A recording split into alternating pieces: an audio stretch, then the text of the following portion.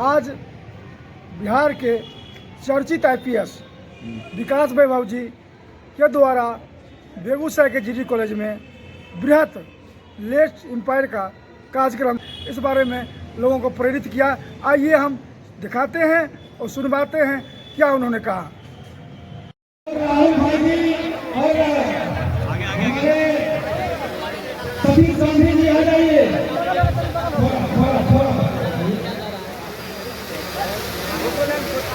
नीचे रखिए, थोड़ा पीछे एक अच्छी तस्वीर बन जाए।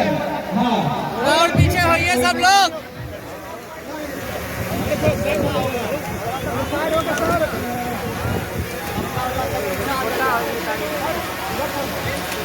भारत माता की ये दुखी है, कोई दिक्कत नहीं है। हमारे मंच पर जितने भी सदस्यगण और समन्वयक आसीन हैं, हम सबका अभिनंदन कर रहे हैं। विकास वैभव जी,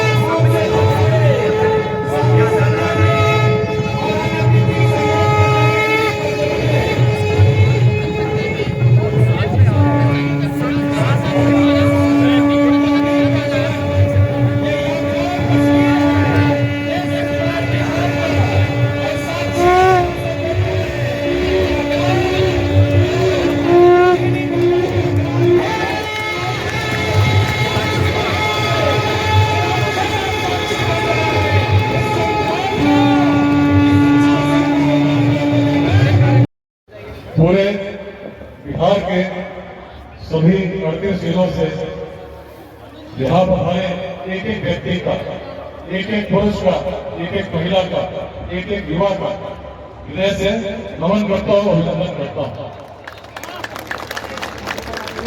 राष्ट्रकवि दिनकर की भूमि को नमन करता हूँ, अपने पूर्वजों की भूमि को नमन करता हूँ, माँ गंगा को नमन करता हूँ, मिथिला की भूमि को नमन करता हूँ, मिथिला मगध के संगम स्थली इस बेगूसराय जिले को नमन करता हूँ। भारतवर्ष उज्जवल हो, भारत का भविष्य उज्जवल हो। आज इस पूरे मैदान में, गणेश महाविद्यालय के इस मैदान में मंत्रासी अतिथियों को अभिनंदन करता हूँ। एक उत्सव का माहौल है, एक क्रांति के उत्सव का माहौल है। ये पहला कार्यक्रम इस प्रकार का है जो राजनीतिक नहीं है, जो धार्मिक नहीं है, लेकिन बिहार को बढ़ाने के लिए सभी 38 जिलों से हजारों हजार की संख्या में आज लोग उपस्थित हैं। इस धरती पर एक ही संदेश लिए हुए हैं, नमस्ते बिहार। उस बिहार को नमस्ते जो प्राचीन काल में, जब रोड आज के जैसे नहीं थे, टेक्नोलॉजी आज के जैसी नहीं थी, सूचना के तंत्र आज के जैसे नहीं थे, व्यक्ति को व्यक्ति से जोड़ना जानती थी। इस रूप में जोड़ना जानती थी कि अफगानिस्तान के पार तक भारतवर्ष के अखंड साम्राज्य को स्थापित कर सके, हिमालय के उत्तर तक कर सके, दक्षिण में सागर तक तो कर ही सके थे, पूर्वोत्तर के भी पार तक कर सके। कैसा था वो बिहार जिसमें जब संसाधन नहीं थे हम उस अखंड भारत के साम्राज्य का निर्माण कर सके? कैसा था वो बिहार जिसमें जब पूरे यूरोप में ऑक्सफोर्ड की कल्पना हुई थी, कैम्ब्रिज की कल्पना हुई थी, विश्व भर से लोग पैदल चल के आने के लिए तैयार रहते थे। पूरे 1000 साल पहले सभी तिब्बत के लोगों ने सोना दान दिया था, मिलकर दिया था, और किसी युद्ध के लिए नहीं दिया था। केवल एक आचार्य को विक्रमशिला विश्वविद्यालय से तिब्बत की धरती पर आमंत्रित करने के लिए दिया था। कैसा सम्मान होता था जब पूरी मंडली चली तिब्बत से विक्रमशिला पहुंची। तो विक्रमशिला तो स्थापित थी, पूरे विश्व से लोग आते थे। आचार्यों को लगा कि यदि यहाँ से कोई चले जाएंगे, ठंडे देश में आयु कम हो जाएगी, उन्होंने मना कर दिया। राजा लाल लामा बड़े परेशान हुए, लगा और राशि कैसे लाए, शायद राशि कम थी, आचार्यों की बात तो विचार थी। और राशि लेने जब पहुंचे उन्हें पता नहीं चला कैसे खदानों की तलाश में नेपाल की सीमा में चले गए, और जब नेपाल की सीमा में गए तो नेपाल के शासकों ने बंदी बना दिया और शर्त रखी कि जो तिब्बत वासियों ने स्वर्ण इकट्ठा किया है उसको जब आप सुपुर्द करेंगे तभी आप लोग यहाँ करेंगे। राजा बड़े निराश हुए, पुत्र उनके सामने आया। राजा के पुत्र ने पूछा तो राजा ने कहा, जिस राशि को ज्ञान के लिए संग्रह हर तिब्बतवासी ने किया है उसको व्यर्थ नहीं जाने दो, इसको ज्ञान की भूमि बिहार की ओर भेजो। विक्रमशिला के आचार्यों से पुनः आमंत्रित करो। आपके कारण हमारे नरेश की क्या दुर्दशा हुई, और तब जब मंडली दोबारा आई 3 वर्ष लगे, तब जाकर आतिश दीपंकर श्री ज्ञान पैदल चलकर तिब्बत गए, और आज तिब्बती कहीं भी हो, पूरे विश्व में हो, भारत के किसी क्षेत्र में हो, उसी परंपरा का वाहक है जिसके बीच कभी विक्रमशिला ने बोए थे। बहुत शक्ति थी बिहार में। सोचिए उस काल में जब संसाधन नहीं थे, जब अग्रणी थे पूरे भारतवर्ष में, अफगानिस्तान तक भी जाके जब संदेश बिहार का होता था। आज हमारी सोच कैसी हो गई, आज हमारी दृष्टि कैसी हो गई, आज हमारी स्थिति कैसी हो गई। क्या आज बिहार वैसा है जिस समय कोई जाते थे? आज एक समय ज्ञान के लिए लोग पूरे देश के देश स्वर्ण एकत्रित करते थे, लोग पैदल चल के आते थे। आज स्थिति क्या हो गई? शिक्षा की बात को छोड़ दीजिए, कोचिंग के लिए लोग कोटा जाते हैं, और कोटा में शिक्षक भी बिहार का अधिकांश है, विद्यार्थी भी अधिकांश है। आखिर ऐसी दुर्दशा क्यों हुई? कौन इसका जिम्मेदार है? यदि हम सोचें कि बिहार अपने जीवन काल में उत्कर्ष पर जाए, कितने लोग बिहार को आगे बढ़ते देखना चाहते हैं? कितने लोग चाहते हैं कि बिहार में सभी लोगों को शिक्षा मिले? कितने लोग चाहते हैं कि बिहार में ही सभी लोगों को रोजगार मिले, किसी को बिहार से बाहर नहीं जाना हो? मैं तो 9वीं कक्षा में पढ़ता था, छोटा था। पिताजी कहीं बरौनी रिफाइनरी में रहते थे, यहाँ से पोस्टिंग हुई भोपाल, और जब भोपाल पोस्टिंग हुई, नए विद्यालय में जब पहुंचे तो बच्चों ने बिहारी बोलना शुरू किया।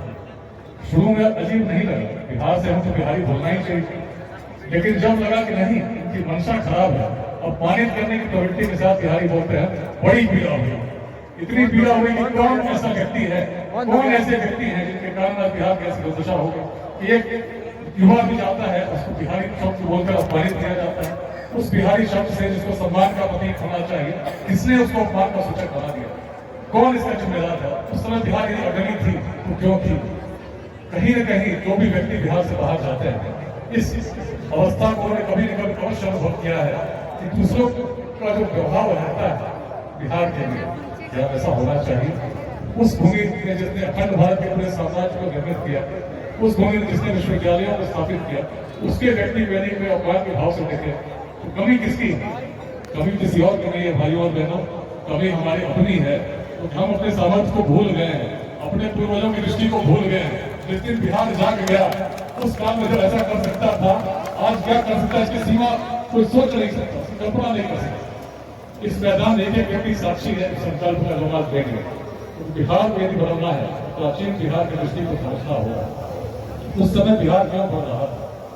बिहार में जातियां कम भी थी, लेकिन जिस प्रकार का जातिवाद आज जहर के रूप में, संघर्ष के रूप में हमारे कानों में उत्पन्न है, व्यक्ति को व्यक्ति से तोड़ता है, जिस प्रकार का संप्रदायवाद आपस में हमें एक दूसरे से मिलने नहीं देता, यदि उस तरह बिहार में रहा होता तो क्या अफगानिस्तान के बाद तक साम्राज्य को बना पाते? यदि इस प्रकार का भाव रहता तो क्या चीन से लोग आते, कोरिया से लोग आते, जापान से कोई आता? सब सम्मान के साथ आते तो बिहार की भूमि अलग थी। बिहार में जातियां कभी थी, लेकिन जातिवाद नहीं, सोच अलग थी। नंद वंश का उदय यदि नहीं हो सका तो अपने बिहार की धरती पर हुआ, मगध में हुआ। नंद वंश कहां से आता है? समाज के सबसे निम्न वर्ग का व्यक्ति शासक हो सकता है, ऐसी अवधारणा देने वाली भूमि यदि कोई है तो अपना बिहार है।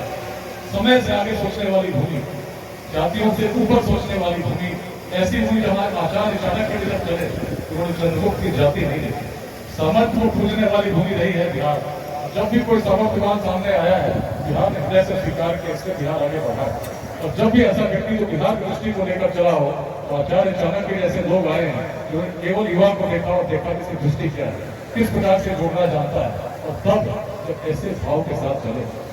यवन सेना चली थी वीर अलेक्जेंडर के नेतृत्व में, अलेक्जेंडर द ग्रेट पूरे यूरोप को पराजित कर चुके थे, पर्शिया जीत चुके थे। जब यहाँ आए उस युवा टोली जो मगध से निकली थी, उसने जब सबके बीच में उतारना शुरू किया, जब मगध की सेनाएं चलती हैं, उनके धूल में सूर्य भी छिप जाता है। ऐसी भय व्याप्त हुई उस सेना में कि धीरे धीरे सभी ने अपने सिकंदर महान का विरोध करना प्रारंभ कर दिया। हम आगे नहीं जाएंगे, आगे मगध है। लेकिन कौन सा मगध? यवन सैनिकों को लौटना पड़ा, वीर अलक्षेत्र भी लौट गए। उस मगध का शौर्य क्या था? उसके शौर्य का वर्णन तो स्वयं भगवान श्री कृष्ण ने कहा, जब उन्होंने कहा महाभारत में, मगध के शौर्य के कारण मुझे अपनी राजधानी मथुरा से द्वारका ले जानी पड़ी। अगर महाभारत में आख्यान को पढ़ेंगे तो पाएंगे कि जरासंध वध होता है, उससे पहले कंस का वध हुआ था। और कंस का जो वध हुआ था, जरासंध को इतना क्रोध आया कि उन्होंने अपने गदा घुमाकर फेंकी और गिरा मथुरा के समीप। भगवान श्री कृष्ण ने कहा, और क्या कहा? जरासंध का वध आवश्यक है। और तब जब चले तो कोई व्यक्ति हस्तिनापुर से चलेगा, उसका मार्ग क्या होगा? सीधा मार्ग होगा, प्रयाग आएगा, काशी आएगा, उस प्रकार से राजगीर जाएगा। लेकिन भगवान श्री कृष्ण, अर्जुन और भीम इस मार्ग से नहीं आए, उत्तर पूर्व के माध्यम से नेपाल गए। नेपाल के जंगलों से होते हुए, गंडक किनारे होते हुए सोनपुर के पास उन्होंने गंगा पार की, नदी पार की, और तब गोरखगिरी और बराबर की गुफा जहानाबाद पर चढ़कर जब भगवान श्री कृष्ण ने देखा तो उन्होंने कहा, इस नगर को सीधे युद्ध में जीतना संभव नहीं। शेष सभी जानते हैं, शौर्य की भूमि, उद्यमिता की भूमि, चंपावत भागलपुर, जिसके नाम पर वियतनाम 1500 वर्षों से जाना गया। कैसी प्रेरणा रही होगी जिसके कारण ऐसी उद्यमिता रही। कौटिल्य के अर्थशास्त्र को पढ़ते हैं तो पाते हैं हजारों ऐसे व्यवसायों का नाम लिखा था। कब लगता था, कैसी व्यवस्था थी, कैसा उन्नत किया, उद्यमिता कैसी थी, क्यों बढ़ रहे थे हम? यदि समझना हो तभी हम समझेंगे क्यों नहीं आज हम बढ़ रहे हैं। यदि प्राचीन बिहार के इतिहास को देखें, ज्ञान की भूमि थी। और ज्ञान का आधार क्या था? सबसे प्राचीन ग्रंथ ऋग्वेद है। वैदिक परंपरा को जब प्रारंभ होते देखते हैं तो अनेक प्रकार के विचारों को उसको पाते हैं, अनेक प्रकार के विचारों को देखते हैं, विश्व की आराधना करते हैं, स्तुति करते हैं, उस स्तुति के माध्यम से जो हमें बदलते हैं। साथ में रहस्य को भी पाते हैं, शास्त्रीय सूत्र को पढ़ते हैं। लेकिन जब बिहार की सोच को देखते हैं तो वेदांत में पाते हैं। जब वेदों का अंत हो गया, उस भूमि को बिहार कहा गया, क्योंकि वेदों का उत्कर्ष ऐसा ज्ञान। ज्ञान क्या था? ओम पूर्णमदः पूर्णमिदं पूर्णात् पूर्णमुदच्यते पूर्णस्य पूर्णमादाय पूर्णमेवावशिष्यते। जो पूर्ण था, पूर्ण है, पुनः पूर्ण में विलीन हो जाता है। The complete remains complete and goes back to the complete। जैसे स्वर्ण को हम काटते हैं तो छोटा जो कण होता है उसमें गुण तो सोने के ही होते हैं, तो लोहे के गुण तो नहीं आ जाएंगे। तो बिहार की ऋषि की दृष्टि यही थी, यदि हर व्यक्ति में, हर आत्मा में परमात्मा का अंश है तो निश्चित है कि उस अंश में गुण वही होगा।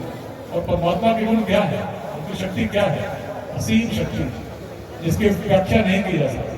और असीम को कितना भी हम खंडित करें, कितना भी विभाजित करें, तो जो छोटा कण होगा क्या होगा? निश्चित है असीम ही होगा। तो ऐसे में हर व्यक्ति जो इस मैदान में बैठे हैं, इस मैदान के बाहर है, पूरे विश्व में है, किसी धर्म के हो, किसी जाति के हो, महिला हो, पुरुष हो, अमीर हो, गरीब हो, युवा हो, किसान हो, हर व्यक्ति के गुण यदि देखें असीम है, उसकी क्षमता असीम है। और यही इस पूरे अभियान का जिसका नाम है आइए मिलकर प्रेरित करें बिहार। बिहार की दृष्टि यह थी कि हर व्यक्ति में उस पूर्णत्व को हम देखते हैं, और जिस व्यक्ति के मन में ऐसा भाव आ जाए कि हर व्यक्ति के अंदर गुण पूर्ण है, ऐसा व्यक्ति क्या दूसरे व्यक्ति में भेद करेगा? उसे तो हर जगह वही ईश्वर का अंश दिखेगा, वही परंपरा को दिखेगा। और इसीलिए इस भूमि पर हम जातियों से बड़े सोचने लगे। इसीलिए वैशाली के संस्थागार में, वैशाली से इतनी बड़ी संख्या में लोग आए, उस वैशाली के संस्थागार में पूरे इस पश्चिम महाजनपद से, जिसके उत्तर में हिमालय, दक्षिण में गंगा, पूर्व में कोसी, पश्चिम में नारायणी गंडक स्थापित थी, 7,707 राजा चुनकर आते थे, जाति के आधार पर नहीं। बिहार की सोच अलग थी, और प्रति वर्ष बिना किसी विवाद के अपने गणाधिपति को चुनते थे। जब व्यक्ति का सोच, व्यक्ति की विचार महानता को प्राप्त करती है, व्यक्ति बड़ा हो जाता है। एक व्यक्तित्व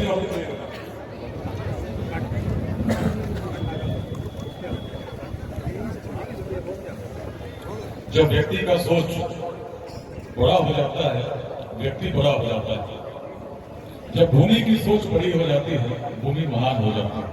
बिहार की सोच जाति, संप्रदाय, लिंग भेद से बड़े सोचने वाली थी। गार्गी की भूमि है, एक महिला, उस काल में किसी विश्व के कोने में नहीं पाते किसी महिला की आवाज को किसी ग्रंथों में कहीं रक्षित हो, लेकिन हमारी महिला पूरे भारतवर्ष के जुटे विद्वानों को विद्वतापूर्वक चुनौती देने का सामर्थ्य रखती थी। उस बिहार में जो महिलाओं की स्थिति ऐसी तब थी, क्या आज बिहार में महिलाओं की स्थिति वैसी है? यदि प्राचीन काल में वैसे थे तो आज आगे होने चाहिए थे कि नहीं होने चाहिए थे? भारत में सबसे आगे होने चाहिए थे कि नहीं होने चाहिए थे? क्या मानते हैं, होना चाहिए था कि नहीं होना चाहिए था? और तब यदि ऐसा कर सके थे तो आज कर सकते हैं कि नहीं कर सकते हैं? कर सकते हैं। लेकिन भाइयों और बहनों बताइए, बिहार में युवाओं की संख्या आज कितनी है? 9 करोड़ के आसपास युवा हैं जिनकी उम्र 30 वर्ष से कम है। पूरे भारत ने संकल्प लिया 2047 तक भारत एक विकसित राष्ट्र बने। सभी लोग चाहते हैं कि नहीं चाहते हैं भारत विकसित राष्ट्र बने? सब लोग चाहते हैं सर। स्वतंत्रता के 100 वर्ष पश्चात भारत विकसित राष्ट्र हर भारतवासी चाहता है कि नहीं चाहता है? चाहता है सर। अगर भारत को विकसित राष्ट्र बनाना है तो निश्चित है कि बिहार को विकसित प्रदेश होना होगा कि नहीं होना होगा?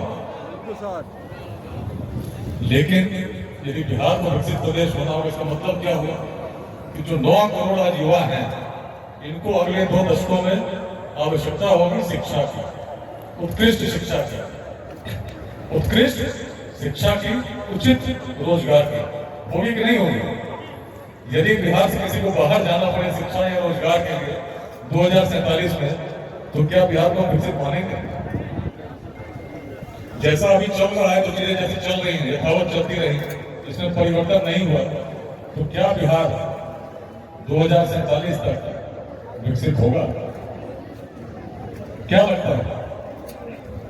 जैसा चल रहा है वैसा ही चलता रहा, जाति के नाम पर संघर्ष करते हैं, 10 लोगों को बिठा दिया तो पहली बात उनके मन में आती है किस जाति के हैं। इस प्रकार से हम चलते रहे तो क्या बिहार बदलेगा? बदलेगा क्या बिहार? बदलेगा सर। यदि हम जाति संप्रदाय भेद सभी छोटे छोटे विचारधाराओं में बातों में बढ़ते बढ़ते रहे, बिहार सोया रहा, बिहार बदलेगा क्या? कौन बदलेगा बिहार? कौन बदलेगा बिहार? कैसे बदलेगा बिहार? यदि हम ऐसे ही संघर्ष करते रहे तो बिहार बदलेगा। लेकिन क्या हो रहा है मेरे बिहार में? मगध की भूमि, इस बड़ी सोच की भूमि, नालंदा की भूमि, विक्रमशिला की भूमि, जयमंगलागढ़, इसको कभी सिंचे स्तूप के नाम से लोगों ने वर्णित किया, जहाँ पूरे विश्व भर से लोग आते थे। प्राचीन भूमि, उस भूमि जो वेदांत की भूमि थी, जो व्यक्ति से व्यक्ति में भेद नहीं करती, उसमें कैसे ऐसे लोग आ गए जो अपने स्वार्थों के लिए लोगों को आपस में चाहते हैं कि संघर्ष करते रहे। और यदि हम संघर्ष करते रहे, साधारण रथ 4 पशु मिलकर उसको खींचते हो और चारों पशुओं में समन्वय नहीं, कोई आगे ले जाना चाहे, कोई पीछे ले जाना चाहे, कोई बाएं ले जाना चाहे, कोई दाहिने ले जाना चाहे, तो रथ चलेगा क्या? यदि एक साधारण रथ नहीं चल सकता तो इस समाज में हर वर्ग, हर जाति, हर संप्रदाय के लोग हैं, इसको यदि हम चाहें कि आपस में संघर्ष करते रहे, मेरा क्षणिक लाभ हो, मन में निस्वार्थ हो, कोई निस्वार्थ भाव नहीं होगी दुनिया को आगे ले जाने की, मन में कोई ईमानदारी का भाव नहीं, ऐसा व्यक्ति यदि तो स्वार्थी हो, जो ईमानदार नहीं हो, जो भ्रष्टाचारी हो, ऐसा व्यक्ति यदि चाहता हो कि लोग संघर्ष करते रहे, तो बिहार बदलेगा क्या? कैसे लोगों से बदलेगा बिहार? यदि हम चाहते हैं कि सरकारी नौकरी करें, अच्छी बात करें, यदि सरकारी नौकरी करें और चाहें कि उसमें भ्रष्टाचार करेंगे, तो बिहार बदलेगा क्या? एक एक व्यक्ति को संकल्प लेना होगा बिहार बदलने। यदि हम सोचेंगे सरकारी नौकरी करें, कितने लोग सरकारी नौकरी कर सकते हैं? कोई पार्टी की सरकार आ जाए, कैसी भी सरकार जाए, पूरी इच्छा लगा जाए, कितने लोगों को सरकारी नौकरी दे सकते हैं? कुछ लाख? कितने प्रतिशत? 1% हो सकता थोड़ा पूरी शक्ति लगाने पर, लेकिन यदि 1% लोग भी सरकारी नौकरी करती है तो शेष का क्या होगा? यदि लक्ष्य हमारा 2047 तक एक विकसित बिहार बनाना है, तो क्या इन 9 करोड़ लोगों को कैसे नौकरी दे पाएंगे? एक ही उत्तर है, उद्यमिता, उद्योग, व्यवसाय, जिसके लिए हमें अपनी युवा पीढ़ी को तैयार करना होगा। हर व्यक्ति को सोचना होगा, हर ग्राम में, हर पंचायत में, हर विद्यालय में, हर महाविद्यालय में चिंतन करना होगा कि कैसे उद्यमिता की भावना जागृत हो। और इस अभियान में हम यही कर रहे हैं। अनेक व्यक्तियों की ओपीसी साहब आए हैं, अनेक लोग बाहर से आए हैं, जो हमारे युवाओं को बता रहे हैं कि तुम स्टार्टअप लगाओ। पूरे बेंगलोर अध्याय से लोग बिहार को यहाँ नहीं, पूरे विश्व में आज यदि केवल अपने व्हाट्सएप ग्रुप्स की बात करें, यहाँ तो हजारों हजार लोग उपस्थित हैं। व्हाट्सएप समूहों में 75,000 से अधिक ऐसे लोग संकल्प के साथ जुड़े हैं कि बिहार को बदलेंगे, अपने जीवन काल में बदलेंगे, अपने जीवन काल को उत्कर्ष पर ले जाएंगे। भारत के सभी महानगरों में है, 13 देशों में है जो विदेश में रहने वाले ऐसे बिहारवासी। जब 22 मार्च 2021 बिहार दिवस के दिन एक आह्वान हुआ था, तो यही था, जिनके भी हृदय में बिहार बसता हो एक साथ जुटे। बिहार को नुकसान, समाज को नुकसान दुर्जनों के दुष्कृतियों से उतना नहीं होता जितना सज्जनों की निष्क्रियता से होती। यदि अच्छे लोग जुड़ गए, एक साथ मिलकर योगदान करने लगे, तो देखिए आज पूरे जिले से 38 जिले से लोग आए, मंच देखिए, हर जाति हर समुदाय से लोग आए, सबके मन में विचार एक अपना बिहार उत्कृष्ट हो। लेकिन यदि हम पहली बात और आखिरी बात तो यही है कि यदि हम संघर्ष करते रहेंगे जाति संप्रदाय के, निश्चित है बिहार नहीं बदलेगा मेरे भाई और बहनों। बिहार बदलना है तो ऐसा ही सोचना होगा जैसे हमारे पूर्वज सोचते थे। इस अभियान के 3 मंत्र हैं, शिक्षा, समता, उद्यमिता। शिक्षा केवल डिग्री प्राप्त करने के लिए नहीं। बहुत छोटे थे मैंने बताया कि इस प्रकार 9th में थे, लोगों ने बिहारी बोलकर गिराया था। तभी से संकल्प लगा, यदि अपने जीवन काल में इस बिहारी शब्द को पुनः सम्मान का प्रतीक बनाने में मेरी कोई भूमिका हो सकी, मैं अपना सर्वस्व उछावर कर दूंगा। तब तो 9वीं क्लास में बच्चे गिराते थे, क्या कर सकते थे? अच्छे से पढ़े, वहां पर सबसे आगे टॉप किए, और जब टॉप किए तो समय के बाद एक विद्यार्थी जो पहले गिराता था आकर नोट्स मांगने लगे, समझ गए कि बिहारी की बौद्धिक क्षमता क्या है, और तब आगे बढ़े। IIT की मैंने तैयारी की, 1997 IIT की परीक्षा थी, बड़ी अच्छी परीक्षा हुई, पिताजी दिल्ली में थे, लेकिन जब सुबह उठे तो पता चला पेपर लीक हो गया। उस पीड़ा को मैंने सहा है जो आज भी हम सहते हैं। बहुत लोगों को देखते हैं पेपर लीक हो गया, लेकिन निराश नहीं हुआ, लगा कि नहीं कुछ करूंगा, मैं अपने जीवन में अवश्य प्रयास करूंगा बिहार ऐसा बने जैसे कोई पेपर लीक नहीं हो। IIT कानपुर पहुंचे, IIT कानपुर जब पहुंचे, गर्मी की छुट्टी हुई, सब लोग घर जा रहे थे, मुझे भी बेगूसराय आना था, पिताजी की पोस्टिंग फिर से वहां रिफाइनरी थी, सभी विद्यार्थी जा रहे थे। वहां पर फोन आया कि बेगूसराय नहीं जाना। घर से जब मैंने पूछा क्यों नहीं जाना, थोड़े पिछले ग्रुप का उत्तर मिला, लगन का समय चल रहा, बेगूसराय मुकामा में पकड़ की शादी होगी। बड़े विचलित हुए, ऐसा क्या हो गया मेरी भूमि को कि अपने घर जा नहीं सकते। कौन से ऐसे लोग आ गए बिहार की भूमि पर जिसको बिहार के इस प्रकार का भय व्याप्त है, केवल अपराध नहीं है, विवाह करके भय हो गया। और तब लगा कि भाई जर्मनी में नौकरी लगी, एक बड़े सॉफ्टवेयर कंपनी में नौकरी लगी, मैंने कहा अपने लिए तो जी लूंगा, लेकिन लौट के जब बेगूसराय जाऊंगा, बिहार जाऊंगा, निश्चित मन को चोटेगा, कहेगा तुमने अपने व्यक्तिगत रूप में अपने बिहार के लिए क्या योगदान किया, अपने लिए तो क्या, बिहार के लिए क्या।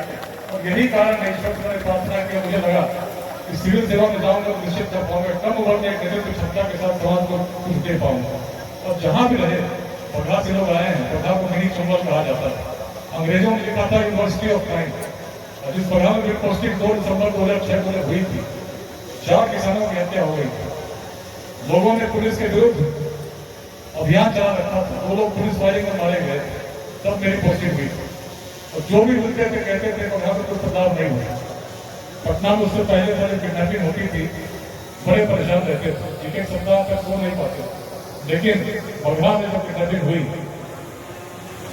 और जब मैंने पुलिस मुख्यालय को बताया तो उत्तर मिला, परेशान होने की जरूरत नहीं, बगहा की भूमि है, यहाँ पर किडनैपिंग होती रही, लेकिन मन ने कहा वे प्रयास तो तब से आए थे, बिहार को बदलने चले थे, यदि तुम हार गए तो निश्चित है बिहार नहीं बदले।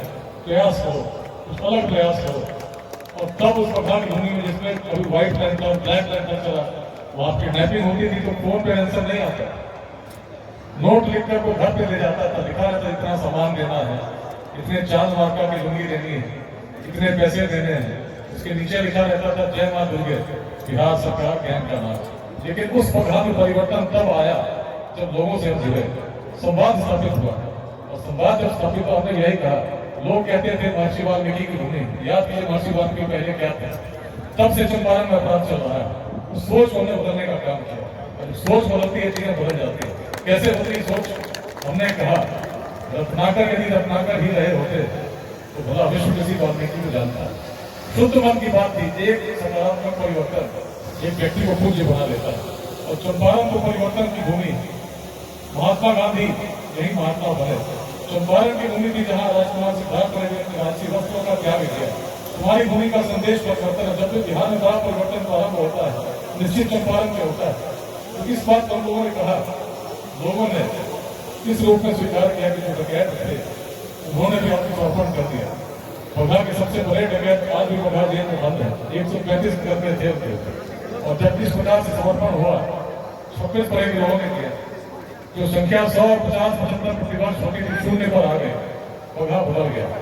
आज बघा आप जाते हैं, जा सकते हैं तो आप देखेंगे जंगल में लोग आराम से टूरिज्म करते हैं, पर्यटन के लिए जाते हैं, घूमते हैं, बड़े चैन से रहते हैं। उसी जंगल में कभी वन विभाग के लोग भी डर से नहीं जाते, किडनैप हो जाते हैं। आज बाघों की संख्या बढ़ रही है, बड़ा रमणीक स्थल है, जरूर जाइए। लेकिन उस पर परिवर्तन कैसे आया? संवाद से आया, लोग जुड़े, उस भूमि के संदेश से जुड़े, भूमि बदल गई। विरासत का संदेश, उसी संदेश के साथ मेरी पोस्टिंग रोहतास हुई।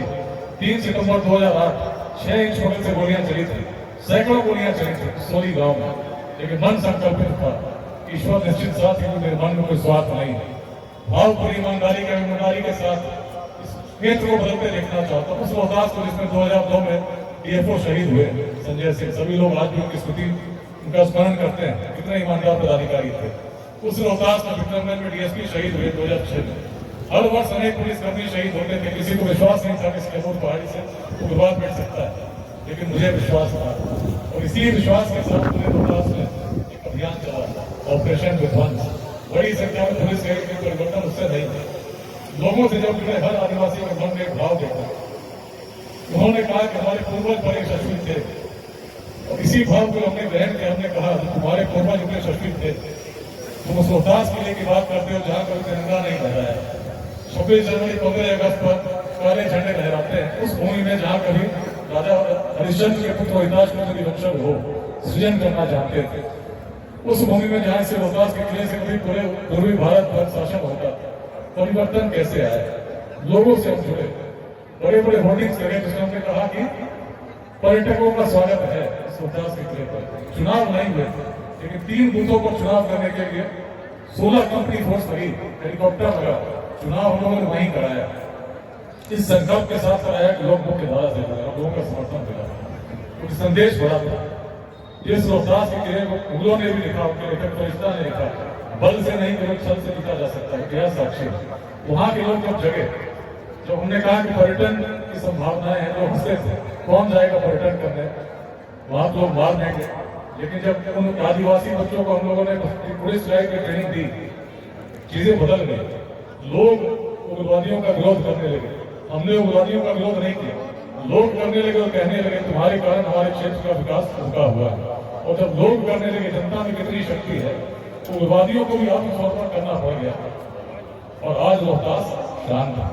जिस रोहतास में कभी गोलियों से मेरा स्वागत होता था, उसी रोहतास में जब 3 दिसंबर 2021 को पहुंचे थे, 4 तारीख को रोहतास किले पर गए, 100 किलोमीटर तक लोग पुष्पों से स्वागत कर रहे थे।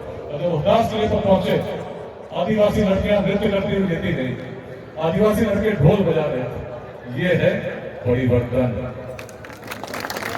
परिवर्तन लोगों से जुड़ने का, परिवर्तन जाति संप्रदाय से बड़े जुड़ने का, परिवर्तन हृदय तक पहुंचने का। जब मन की भावना शुद्ध है, जब करने वाला व्यक्ति ईमानदार है, निश्चित लोग जुड़ते हैं। मन की भावना जुड़ती है, व्यक्ति को व्यक्ति से जोड़ती है। तभी इस बिहार से अखंड भारत के साम्राज्य का निर्माण तब हुआ जब नेतृत्व करने वाले व्यक्ति के मन में स्वार्थ नहीं था। आचार्य चाणक्य के मन में स्वार्थ नहीं था। यदि रहा होता तो कभी अखंड भारत नहीं था। यदि उनके मन में किसी प्रकार की उस प्रकार की छोटी दृष्टि नहीं होती तो वो अफगानिस्तान के पार कर नहीं सकता। दिल्ली में कार्यक्रम हुआ, लोगों ने कहा दिल्ली में कार्यक्रम क्यों कर रहे हैं, बेंगलुरु में कार्यक्रम क्यों कर रहे हैं, अब तो पुणे और चेन्नई में भी कार्यक्रम होना है, क्यों कर रहे हैं?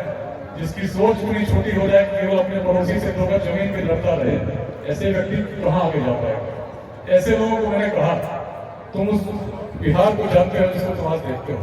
मैं तो उस बिहार को जानता हूँ जैसे कार्यक्रम कभी काबुल में भी होते थे, और उसी बिहार को मैं जागता हुआ देखना चाहता हूँ। जिस दिन बिहार जग गया, जाति संप्रदाय बंधुओं से सोचने लगा, निश्चित हम बदलेंगे। 9 करोड़ युवाओं को यही रोजगार मिलेगा यदि हमने साथ मिलकर प्रयास किया। हर जाति हर वर्ग का समर्थन चाहिए, यही इस अभियान का संदेश है। यदि शिक्षा ज्ञान के लिए हुई, उसके लिए सभी ने सहयोग किया। गार्गी अध्याय सभी महिलाएं बैठी हैं, 14 केंद्रों पर गार्गी पाठशालाएं चलती हैं। अनुभूति जी बैठी हैं खगड़िया में, क्या वातावरण था खगड़िया रेलवे स्टेशन पर, कैसे बच्चे थे, लेकिन जब इनके द्वारा पाठशाला प्रारंभ हुई मंच पर बैठी हैं, सभी बच्चे आज नियमित आते हैं। आप खगड़िया स्टेशन जाइए, देखिए, खुद में अनुभव कीजिए गार्गी की शक्ति क्या है। आज चरितार्थ हो रही है उस बिहार में, उसी प्रेरणा को लेकर हम आगे बढ़ रहे हैं। अनेक जिलों में इस प्रकार के केंद्र चल रहे हैं। क्यों चल रहे हैं? मन में है कि बिहार को आपको बदलना है। उसी प्रकार से यदि हम डॉक्टर रमन किशोर को देखिए, 125 फ्री मेडिकल कैंप इन्होंने लगाए हैं, 15,000 से अधिक व्यक्तियों को लाभान्वित कर चुके। एक व्यक्ति का प्रयास समूहों के साथ छोटे छोटे प्रयास एक व्यक्ति के रूप में कर रहे हैं। अनेक संस्थान जुड़े हैं, विनय यादव जी हैं, उनके द्वारा देखिए किस प्रकार का प्रयास करा। पटना में 40 बच्चे और 40 बच्चे दोनों साल के निःशुल्क पढ़ते हैं, IIT और मेडिकल की तैयारी करते हैं, खाने और रहने के साथ। मन में संकल्प पूरे बिहार में परीक्षा हुई कि जो व्यक्ति प्रतिभाशाली है, गरीब है, लेकिन उन्हें आगे बढ़ने की आवश्यकता है, हमें मिलकर प्रयास करना चाहिए। समतामूलक समाज तो तभी बनेगा जब जो सक्षम है उनके द्वारा उनका सहयोग होगा, जो वंचित है। यदि हम सोचते रहेंगे तो आएगा बिहार बदल देगा, तो बिहार बदलेगा क्या? बदलेगा क्या? कोई आएगा जादू की छड़ी घुमाएगा, बिहार बदल जाएगा? लेकिन बिहार बदलना है कि नहीं बदलना है? हर व्यक्ति की क्या इच्छा है? बिहार बदलना है कि नहीं बदलना है?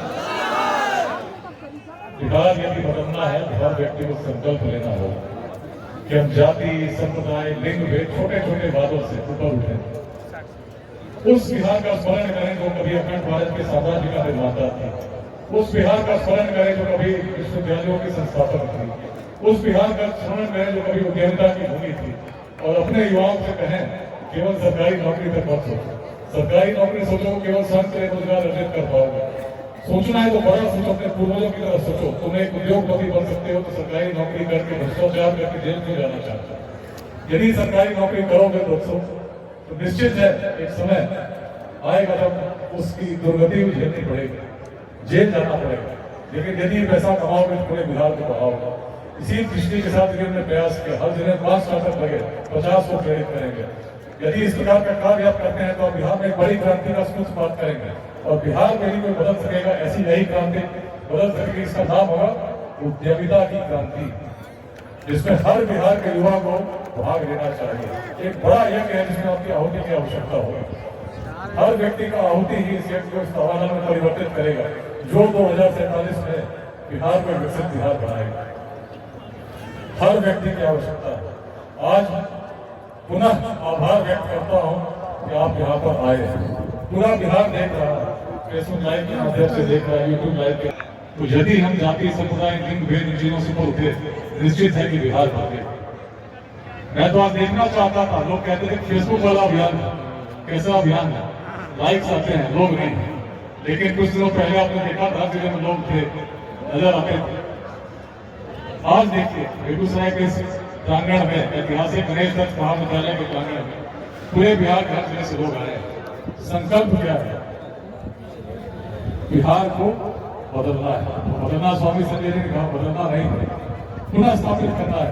बिहार तो कभी अग्रणी था ही, आज भी अगर पुनः स्थापित किया, निश्चित है पूरा भारत देखेगा, पूरा विश्व देखेगा और कहेगा नमस्ते बिहार। आज भी हम जो बदल देंगे बिहार को, तो हम देखेंगे, हम जब जाएंगे पूरे भारत उसी प्रकार का सम्मान पुनः पाएंगे जो कभी उस ऐतिहासिक काल में पाते थे। तो है कि नहीं आप लोग मेरे साथ? एक संकल्प लेना होगा, पहले स्वयं को बदलना होगा। तो हम स्वयं को बदलने का मतलब जाति, संप्रदाय, लिंग भेद सभी बातों से ऊपर उठेंगे, लघुवादों से ऊपर उठेंगे। मैं बोलूंगा, बोलेंगे सहमत, तो सहमत है। राष्ट्र में दिनकर की भूमि है, परिवर्तन के संकल्प की भूमि है। इसीलिए प्रथम बृहद जनसंवाद तब हम लोग आयोजन कर रहे हैं जब 1000 से अधिक कार्यक्रम पूरे बिहार के सभी जिलों में हुए, भारत के महानगरों में हुए, विदेशों में भी हुए, लेकिन सभागारों में हुए। लेकिन इस प्रकार के मुक्ताकाश में हर जाति, हर संप्रदाय, पुरुष, महिला, युवा, किसान सभी लोग बैठे, तब एक बड़ा संवाद जिसका उद्देश्य हर ग्राम के हर जन तक पहुंचना और पहुंचकर इस संकल्प का स्मरण कराना कि बिहार तब यदि था तो क्यों था, आज उसकी दुर्दशा जो हुई है इसलिए हुई है, क्योंकि स्वार्थी तत्व अपने क्षणिक लाभ के लिए आपस में लोगों को जाति संप्रदाय लिंग भेद के नाम पर संघर्ष कराना चाहते हैं, लेकिन बिहार यदि बदलना है इसके ऊपर उठना होगा। तो मैं कहूंगा, मैं बदलूंगा बिहार। तो आप कहेंगे, क्या कहेंगे, क्या कहेंगे? फिर मैं कहूंगा, मैं करूंगा अपनी भूमि, अपने पूर्वजों की भूमि का पुनरुद्धार। ठीक, सहमत? तो दिनकर जी की भूमि है, आवाज कहां गई? सहमत? मैं बदलूंगा, आवाज।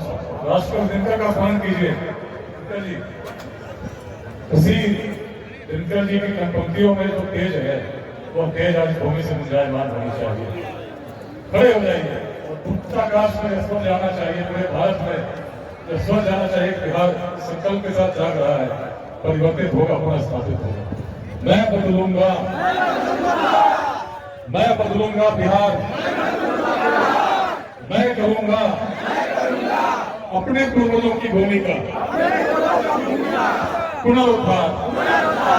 आइए मिलकर प्रेरित करें बिहार।